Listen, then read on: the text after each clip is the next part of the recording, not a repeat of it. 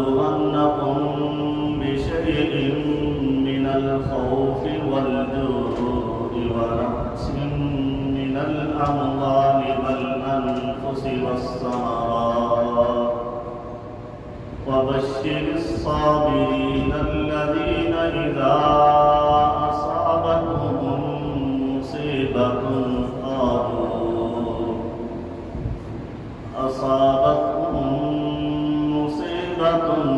قالوا إنا لله وإنا إليه راجعون. آمنت بالله صدق الله العظيم. إن الله وملائكته يصلون على النبي يا أيها الذين آمنوا صلوا عليه وسلموا تسليما. الصلاة والسلام عليك يا سيدي يا رسول الله وعلى آلك وصحبك يا سيدي يا حبيب الله. الصلاة والسلام عليك يا سيدي يا نور الله وعلى آلك وصحبك يا سيدي يا خاتم النبيين. کہ حضرت امام علی مقام حضرت امام حسین رضی اللہ تعالی عنہ نے مقام رضا کو کیسے حاصل کیا؟ اگر تاریخ کے اوراقوں کو دیکھا جائے، اسلام کے پھیلانے کے لیے،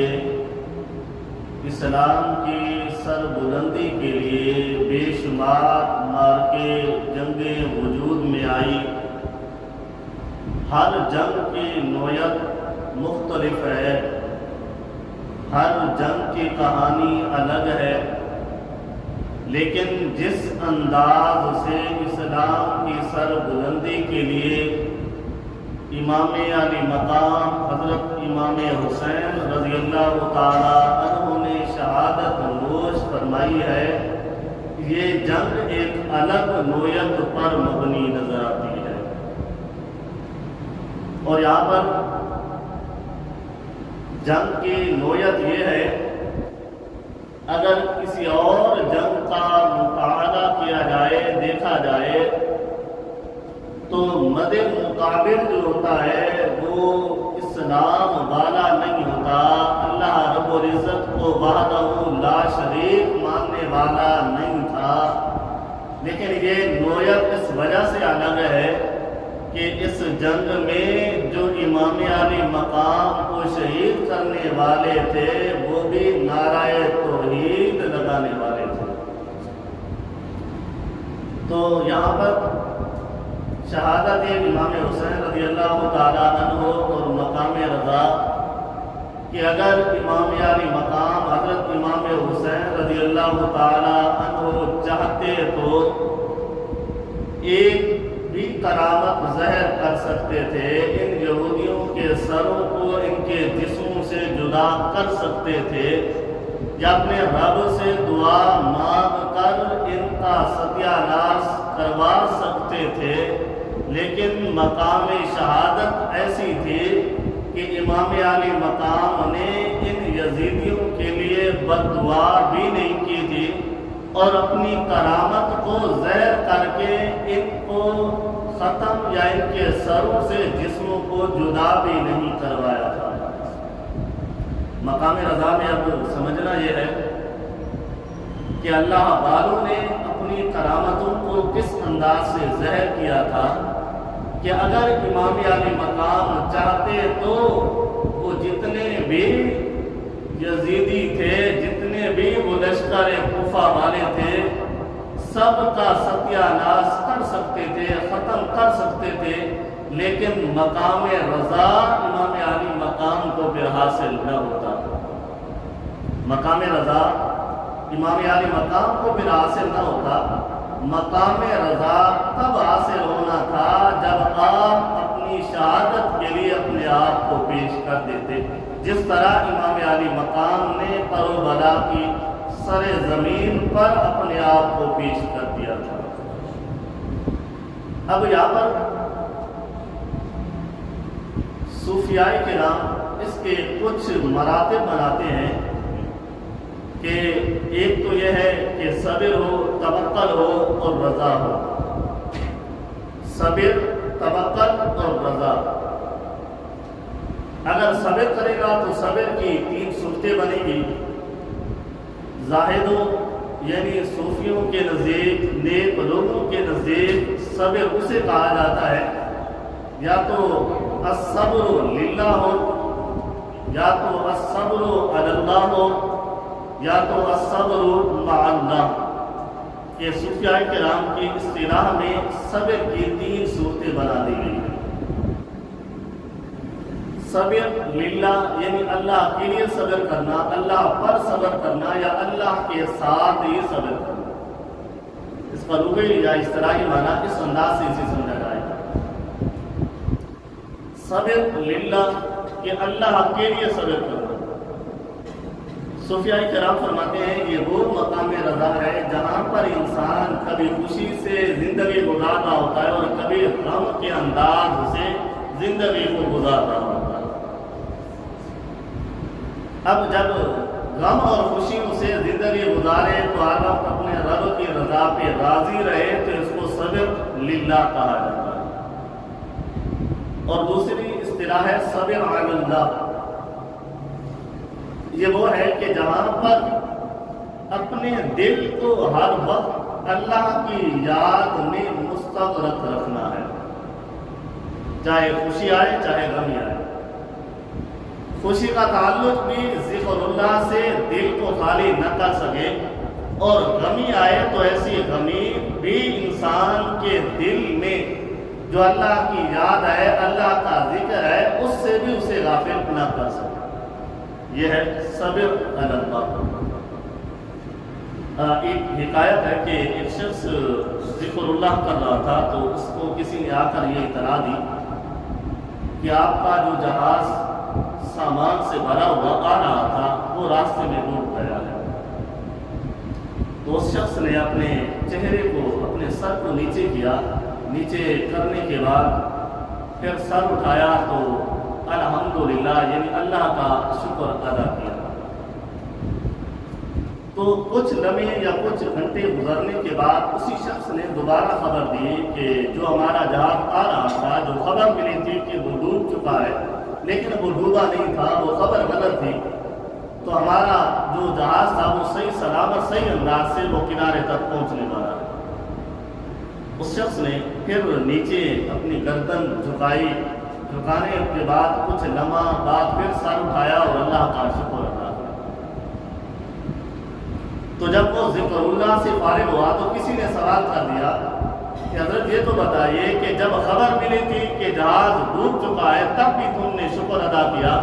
جب خبر ملی کہ جہاز ڈوبا نہیں ہے، صحیح سلامت ہے، پھر بھی تم نے اللہ کا شکر ادا کیا، تو شکر ادا کرنے کی وجہ کیا ہے؟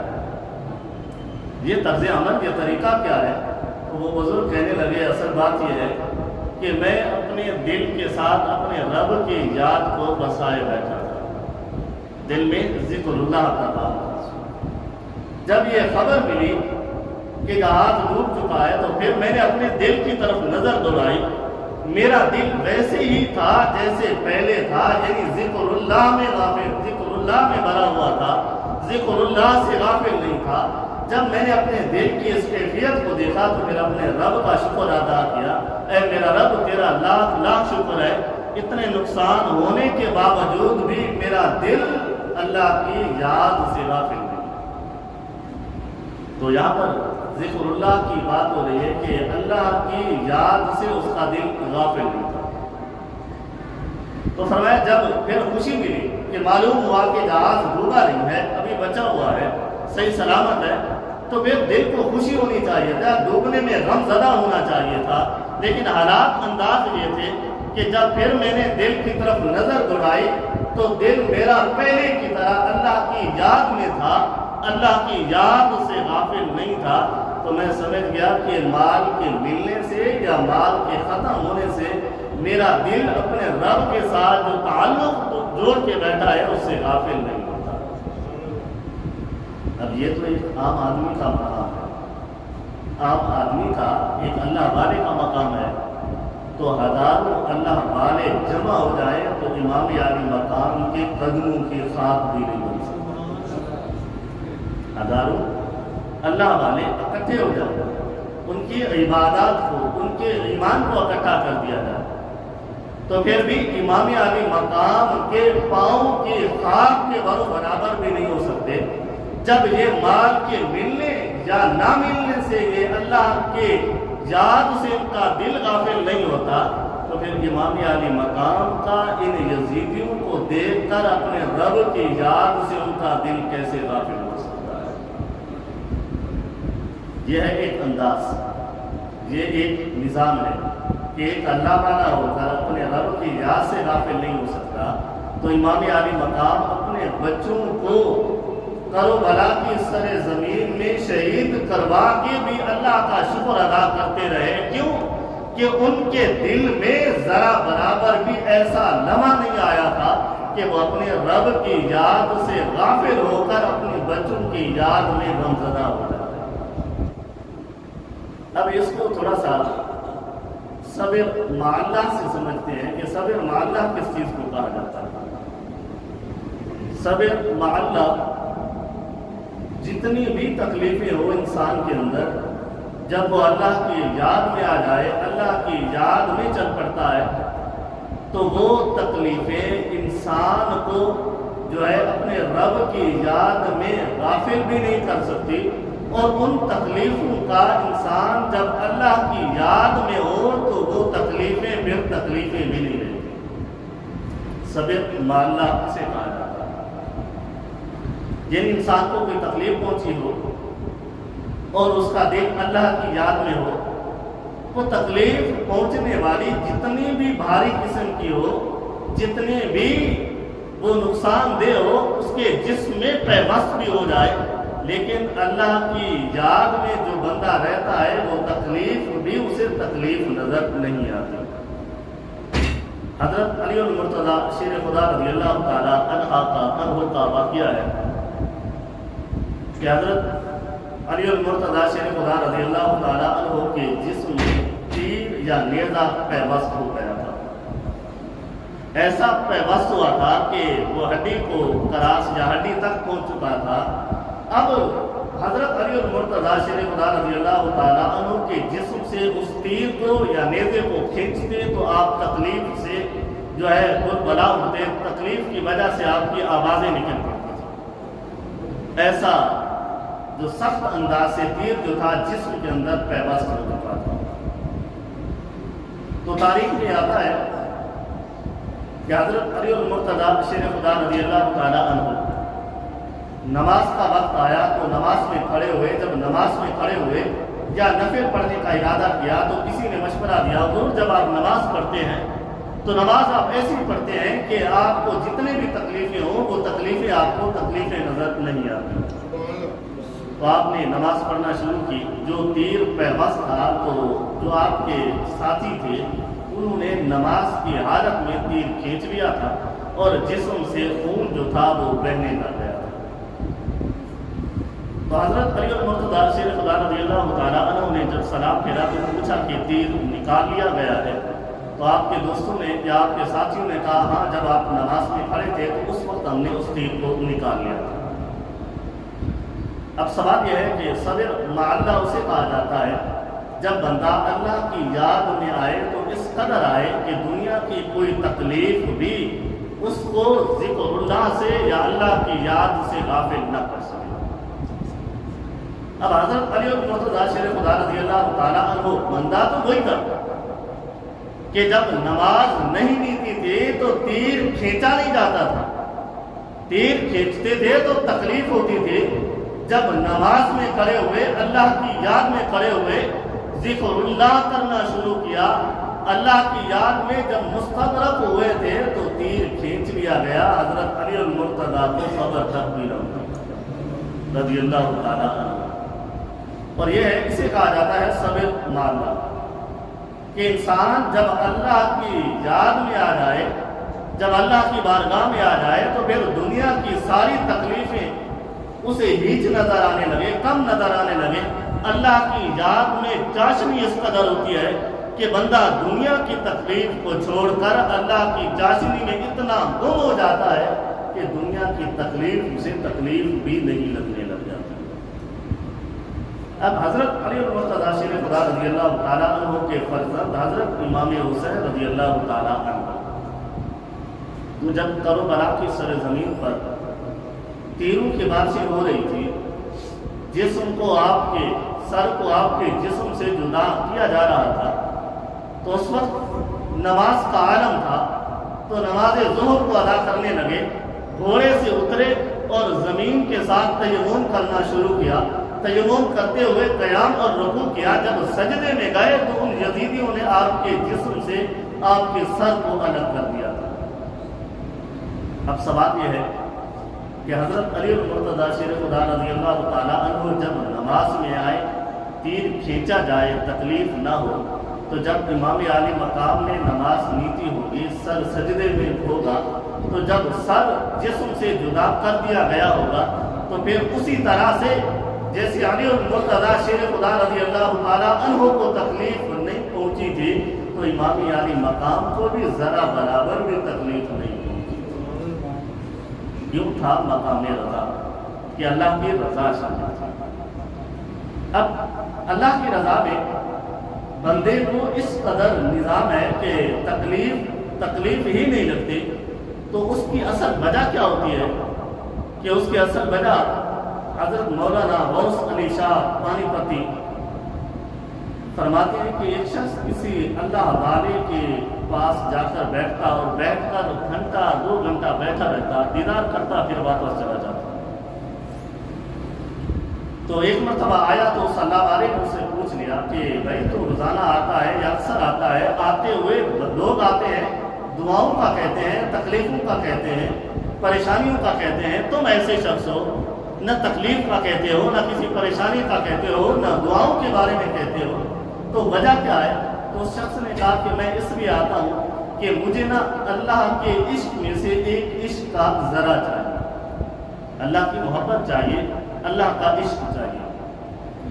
جن بندوں کو نماز میں کھڑے ہوتے ہیں تو انہیں تکلیف نہیں ہوتی، یا حضرت علی المرتضیٰ شیر خدا رضی اللہ تعالیٰ عنہ کی جسم سے تیر کو نکال دیا گیا، تکلیف نہیں ہوئی، تو تکلیف کس وجہ سے نہیں ہوتی کہ جب بندہ اللہ رب العزت کے عشق کے ذروں میں سے ذرا حاصل کر لیتا ہے، پھر چاشنی اس میں اتنی میرے رب نے رکھی ہے کہ جسم کٹ بھی جائے تو پھر بھی تکلیف ذرا برابر بھی نہیں پا سکتا۔ اب وہ شخص جب یہ کہا کہ مجھے اللہ کے عشق کے ذروں میں سے ذرا چاہیے، تو وہ اللہ والا جس نے سوال کیا تھا وہ خاموش ہو گیا۔ کئی عرصے بعد، کئی دنوں بعد پھر وہ شخص سے پھر بات ہوئی، پھر بھی اس نے یہی کہا کہ مجھے ایسا کام چاہیے کہ میں یہ چاہتا ہوں کہ اللہ سے جو محبت کی جاتی ہے، جو عشق ہوتا ہے، تو ان کے ذروں میں سے مجھے عشق کا ایک ذرا چاہیے۔ تو اس اللہ والے نے اس بندے کو کہا کہ ایسا کرو، فلاں ایک جنگل ہے، وہاں چلے جاؤ، ایک شخص وہاں پر موجود ہوگا، اس کی جو کیفیت ہوگی اس کیفیت کو دیکھ کر مجھے واپس آ کر اس کا حال و حوال دینا۔ تو ایسا ہوا کہ وہ شخص گیا جنگل میں جا کر دیکھا تو ایک شخص ہے جس کے اعضاء کٹے ہوئے ہیں، ٹانگیں کہیں پڑی ہیں، ہاتھ کہیں پڑا ہے، جسم کے کچھ ذرے کہیں ہیں، لیکن لب پر، زبان پر اللہ روح کا ذکر جاری ہے۔ تو اس شخص نے جب اس کو دیکھا، دیکھنے کے بعد واپس اللہ والے کے پاس آیا اور کیفیت بیان کر رہا تھا کہ اصل میں جب دیکھ کر آیا ہوں تو حالات اس کے یوں تھے کہ جسم کے پرزے ہو چکے تھے، جسم کٹا ہوا تھا، تو اعضاء بکھرے پڑے تھے، لیکن میں نے یہ دیکھا کہ اس کی زبان پر کوئی تکلیف نہیں تھی، کوئی بڑبڑا نہیں رہا تھا، تکلیف سے آہوزاری نہیں کر رہا تھا، جسم کٹا ہوا تھا، تکلیف ہونی چاہیے تھی، نہیں، بلکہ میں نے اسے دیکھا کہ اس کی زبان پہ پھر بھی اس کے رب کا نام جاری تھا۔ اس کا نام جاری تھا، اللہ رب العزت کا تذکرہ یا ذکر کر رہا تھا۔ اب اس اللہ والے نے اس بندے کو بتایا کہ جب بندہ کوئی عشق سے نواز دیا جاتا ہے تو پھر میرے رب کا اس کے ساتھ تعلق بھی الگ بن جاتا ہے۔ اگر تو آیا ہے اللہ کے عشق کے ذرے لینے، اللہ کے عشق کا ایک ذرا لینے آیا ہوا ہے، جب اللہ کسی کو عشق دیتا ہے تو پھر اس بندے کی آزمائش کا نظام بھی پھر اسی طرح بنا دیتا ہے کہ اس کے جسم کے اعضاء کٹے ہوئے ہوں گے، پھر بھی اس کے زبان سے نہ شکری کے الفاظ نہیں ہوں گے، آہو زاری کے الفاظ نہیں ہوں گے، رو نہیں رہا ہوگا، درد کی وجہ سے بلا نہیں رہا ہوگا، بلکہ اس کی زبان میں اس وقت بھی اللہ کا نام جاری ہوگا۔ تو جو اللہ نے عشق کا ذرا امام عالی مقام کو عطا فرمایا ہے، تو بتائیے اللہ نے ان کے درجات کو کتنا بلند فرمایا ہوگا۔ تو حضرت امام عالی مقام حضرت امام حسین رضی اللہ تعالیٰ عنہ مقام رضا کو حاصل کرنے کے لیے، یہ مقام رضا کی یہ پہلی صورتیں ہیں جو صوفیاء کرام نے بیان کی، جس کو اللہ نے عشق کا ذرا دیا، اس جیسے ہزاروں لوگ اکٹھے ہو جائے تو بھی امام عالی مقام کے سینے کے اندر جو میرے رب نے اپنے عشق کے ذرات رکھے ہیں، ایک ذرے کے مقابل بھی نہیں ہو سکتے۔ جو جنگل میں پڑا تھا، جس کے اعضاء کٹے ہوئے تھے، اس جیسے ہزاروں بندے مل جائے اور اتنا عشق انہیں مل جائے اور ایمان کی کیفیت اتنا مل جائے، پھر بھی ایسے لوگ امام عالی مقام کے پاؤں کی جو مٹی ہوتی ہے اس کے مد مقابل بھی نہیں ہو سکتے۔ اب یہ ایک انداز ہے، نظام ہے۔ تو اگر ہم یہ دیکھیں کہ حضرت امام عالی مقام رضی اللہ تعالیٰ عنہ پر ظلم و ستم کرو بلا کی سر زمین پر ہوا، وہ ایک الگ چیز ہے، لیکن اگر یہ دیکھیں کہ امام عالی مقام نے کرو بلا کی سر زمین پر اپنے رب کی رضا حاصل کرنے کے لیے اپنے بچوں تک کو قربان کر دیا، قربان کرنے کے بعد زبان سے شکوہ شکایت بھی نہیں آئی، کیونکہ مقام رضا حاصل کرنے کے لیے یہ لازم تھا کہ زبان سے شکوہ شکایت بھی نہ کی جائے۔ یہ مقام رضا ہے۔ اب مقام رضا میں امام عالی مقام سے پہلے ایک اللہ والے گزرے ہیں جن کا نام شیخ احمد شربینی علیہ رحمۃ، جامع کرامات اولیاء ایک کتاب ہے، امام یوسف نبہانی علیہ رحمہ آج سے کئی سو سال قبل کے ایک مصنف گزرے ہیں، اس نے اس کتاب کو تصنیف کی، لکھا۔ تو اس میں ایک واقعہ لکھا کہ شیخ احمد شربینی علیہ رحمہ ایک اللہ کے ولی تھے جو مقام رضا پر فائز تھے، یعنی ان کا ہر کام ہر انداز جو ہے وہ اللہ کی رضا کو حاصل کرنے کے لیے۔ تو اللہ کی رضا حاصل کرنے کے لیے تھوڑا سا ایک واقعہ ہے، اس کو بھی دیکھ لیں، سمجھ لیں کہ امام شبلی علیہ رحمہ کے پاس ایک شخص آیا یا ایک ایسے بزرگ تھے، تو اس شخص نے امام شبلی علیہ رحمہ سے پوچھا کہ یہ بتاؤ کہ اللہ کی رضا کیسے حاصل ہوتی ہے؟ اس نے کہا اللہ کی رضا اس طرح حاصل ہوتی ہے کہ ہمیں کچھ مل جائے تو اس کو کھا لیتے ہیں، اگر کچھ نہ ملے تو اللہ کی رضا پر راضی ہو کر صبر اور شکر سے وقت گزار لیتے ہیں۔ اللہ کی رضا کیسے ہوتی ہے کہ اگر ہمیں کچھ کھانے کے لیے پینے کے لیے مل جاتا ہے تو ہم اللہ کا شکر ادا کرتے ہیں، اگر نہ ملے تو ہم اللہ کا شکر صبر کر لیتے ہیں۔ تو یہ ہے مقام رضا میں پہنچنے کا انداز۔ تو اس شخص نے اس اللہ والے کو کہا کہ جو تم نے انداز اپنایا ہے نا، یہ انداز تو ہمارے علاقے کے کتوں کا ہوتا ہے، کہ کتے وہ ہوتے ہیں جنہیں مل جائے تو اپنے مالک کے دائیں بائیں گھومتے ہیں، نہ ملے تو بھی وہ صبر کر لیتے ہیں۔ تو اس اللہ والے نے اس بندے سے پوچھا اچھا تم بتاؤ کہ مقام رضا کیا ہوتا ہے؟ اس نے کہا مقام رضا اصل میں یہ ہوتا ہے اگر کچھ مل جائے تو وہ اللہ کے نام پر بھیج دیا جاتا ہے، وقف کر دیا جاتا ہے، لوگوں کو دے دیا جاتا ہے، اگر نہ ملے تو اللہ کا شکر ادا کیا جاتا ہے۔ یعنی تم تو کہتے تھے مل جائے تو کھا لیتے ہیں، نہ ملے تو صبر کرتے ہیں، لیکن مقام رضا یہ ہے کہ اگر مل جائے تو آگے خیرات کر دیتے ہیں، نہ ملے تو اللہ کا شکر ادا کرتے ہیں۔ تو یہاں پر شیخ احمد شربینی علیہ رحمہ، اس کا ایک اکلوتا بیٹا تھا اور جو حالت صغر میں تھا، یعنی بچپن کی حالت میں تھا، اور یہ فجر کی نماز کا وقت تھا، مصلی بچھائے بیٹھے تھے اور اللہ سے ان کی لو لگی ہوئی تھی۔ اور ان کے بیٹے پر وقت سغرات، وقت موت جو تھا وہ عالم، وقت موت کا عالم چل رہا تھا۔ اس کی بیوی تھی، بیٹا ایک تھا اور وہ بھی بچپن کی حالت میں تھا۔ تو اس کی بیوی دوڑی آئی اور اس حضرت شیخ احمد شربینی علیہ رحمہ سے فرمایا کہ آپ اللہ کے بڑے ولی ہیں، بزرگ ہیں، آپ اللہ سے دعا کریں، ہمارا ایک ہی بیٹا ہے، تو اس کی قضا کا وقت آنے والا ہے، آیا ہوا ہے، سکرات لگی ہوئی ہے، تو اللہ سے دعا کریں کہ اللہ ان کی سکرات کا وقت جو ہے وہ ختم کر دے، یہ بیٹا ہمارا ہمارے بڑھاپے میں ہمارا سہارا بنے۔ حضرت شیخ احمد شربینی علیہ رحمہ اپنی بیوی کی بات کی طرف توجہ نہیں دی، اپنا دل کا تعلق، اپنی زبان کا تعلق اپنے رب کے ساتھ لگائے رکھا۔ بیوی پھر گئی، اپنے بچے کو دیکھا، ماں تھی، تڑپ اٹھی، پھر آئی، دوڑی آئی، پھر اپنے شوہر کو کہا کہ بیٹے کے حالات بڑے خراب ہیں اور سکرات کا عالم ہے، آپ اللہ والے ہیں، اللہ سے دعا کیوں نہیں کرتے کہ اللہ رب العزت ہمارے اس بچے کی جان کو بخش دے اور یہ بچہ ہمارے بڑھاپے کا سہارا بنے۔ تو حضرت شیخ احمد شربینی علیہ رحمہ پھر بھی خاموش تھے اور ان کی لو جو تھی اپنے رب کے ساتھ لگی ہوئی تھی۔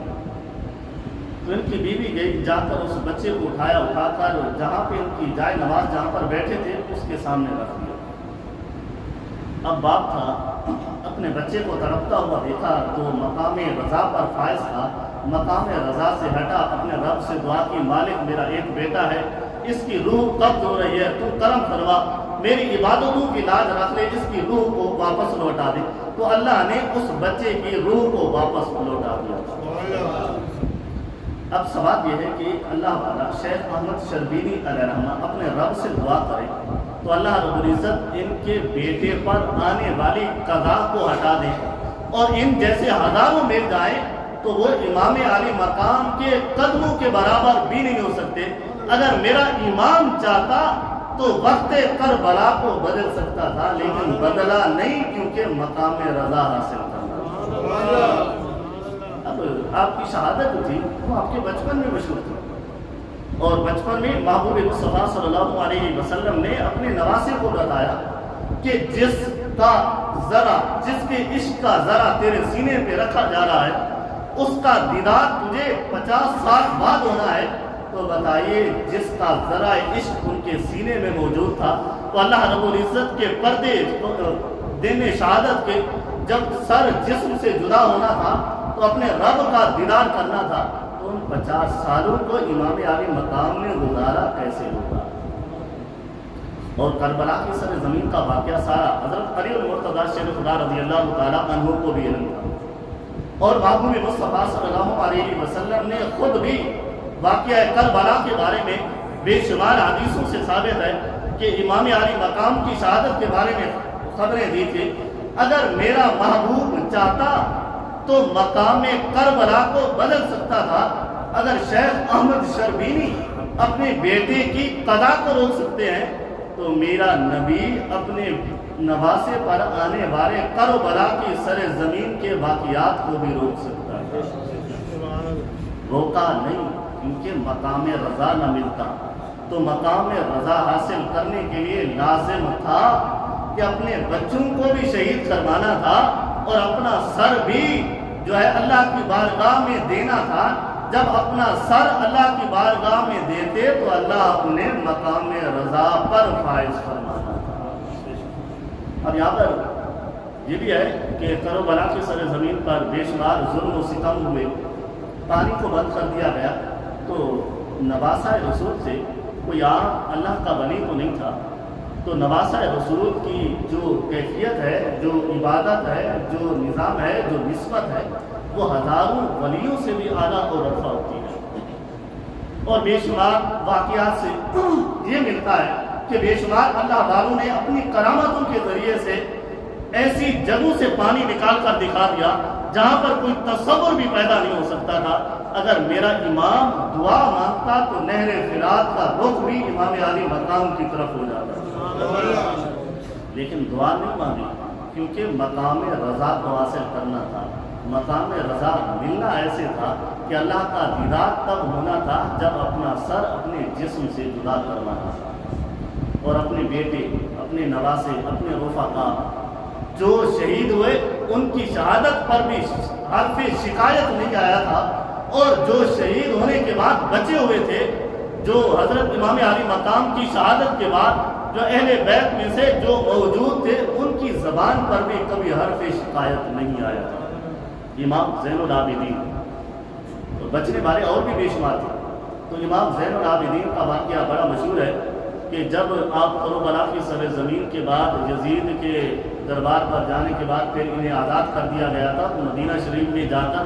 شہر مدینہ میں انہوں نے رہائش نہیں رکھی تھی، کئی کلومیٹر دور جا کر ایک گھر بنا تھا، وہاں پر جا کر رہائش رکھی۔ اور پھر حالات یوں ہوئے کہ یزید ایک شخص پر بڑا ناراض ہوا، اس کو قتل کرنے کے در پہ ہوا، جس کا غالباً نام جو تھا وہ شمر تھا، تو وہ اپنی جان بچاتے بچاتے کسی طرح امام زین العابدین کے گھر تک پہنچ گیا تھا، اور وہاں گیا اور اپنی جان کی پناہ چاہی، تو 3 دن تک امام زین العابدین نے اسے اپنے گھر میں رکھا، اس کی خاطر خواہ کی۔ جب 3 دن بعد جانے لگا تو ایسا اس نے سلوک کیا جیسے اپنا کوئی خاص رشتہ دار ہو، ساز و سامان بھی دیا، اور جب وہ شخص جانے لگا، جاتے ہوئے قدم آگے بڑھے، پھر دل میں خیال آیا، پھر الٹے پاؤں پلٹا اور کہنے لگا، لگتا ہے آپ نے مجھے پہچانا نہیں، کہ اگر پہچانتے تو مجھے اتنی عزت سے نہ نوازتے۔ امام زین العابدین رضی اللہ تعالیٰ عنہ نے اس بندے سے سوال کیا کہ تیرے دل میں یہ خیال کیسے پیدا ہوا کہ میں نے تمہیں پہچانا نہیں؟ اس نے کہا اصل میں بات یہ ہے کہ اگر مجھے پہچانا ہوتا تو میرے اپنے گھر میں مجھے 3 دن تک نہ رکھتے، اتنا عزت اور احترام نہ کرتے، اور پھر جانے کے بعد اس طرح سے عزتوں سے نہ نوازتے۔ تو حضرت امام زین العابدین رضی اللہ تعالیٰ عنہ نے فرمایا کہ میں اے شخص تجھے کیسے بھول سکتا ہوں، جب میرے